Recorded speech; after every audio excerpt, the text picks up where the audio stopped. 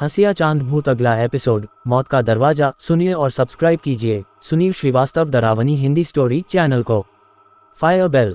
कहानी जारी है। रोहित और उसके दोस्त हवेली के उस दरवाजे के सामने खड़े थे जो अचानक उनके सामने प्रकट हुआ था। दरवाजे के पीछे गहरी कालिमा थी, मानो वहां से गुजरना मौत को बुलाने जैसा था। अब कोई और रास्ता नहीं बचा, राहुल ने कहा, लेकिन उसकी आवाज में घबराहट थी। या तो हम यहीं फंस जाएंगे या इस दरवाजे को पार करके सच्चाई जानेंगे, रोहित ने जवाब दिया। भूतों का सामना। जैसे ही उन्होंने दरवाजा खोला, उनके सामने एक विशाल हॉल प्रकट हुआ। हर कोने में अंधेरा था और हवा में एक अजीब सी ठंडक थी। तभी दीवारों पर लगी पुरानी पेंटिंग्स हिलने लगी और उनमें कैद चेहरों ने चीखना शुरू कर दिया। तुम्हें नहीं आना चाहिए था। चारों तरफ से फुसफुसाहटें सुनाई देने लगीं। अचानक फर्श पर धुंध गहराने लगी और उसमें से एक एक कर आत्माएं प्रकट होने लगी, सफेद धुएं जैसी आकृतियां जिनकी आंखें लाल थीं और चेहरे विकृत।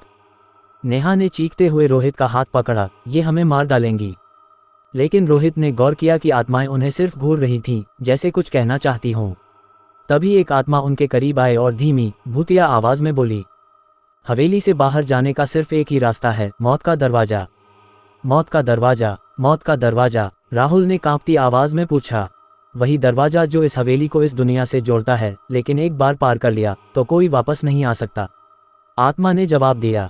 रोहित और उसके दोस्तों ने एक दूसरे को देखा। उनके पास कोई और चारा नहीं था। हमें जाना ही होगा, रोहित ने कहा और आत्माओं के बीच से आगे बढ़ने लगा। जैसे ही वे हॉल के अंत में पहुंचे, उनके सामने एक पुराना लकड़ी का दरवाजा दिखा। इस पर खून से कुछ लिखा था, जो इसे पार करेगा वह वापस नहीं आएगा। अब क्या होगा? क्या रोहित और उसके दोस्त इस दरवाजे को पार करेंगे? क्या ये दरवाजा उन्हें मुक्ति दिलाएगा या हमेशा के लिए किसी और भयानक दुनिया में कैद कर देगा? गुड लक, क्योंकि अब खेल असली होने वाला है। बाय बाय, टेक केयर, और अगर हिम्मत हो तो अगली बार मिलते हैं।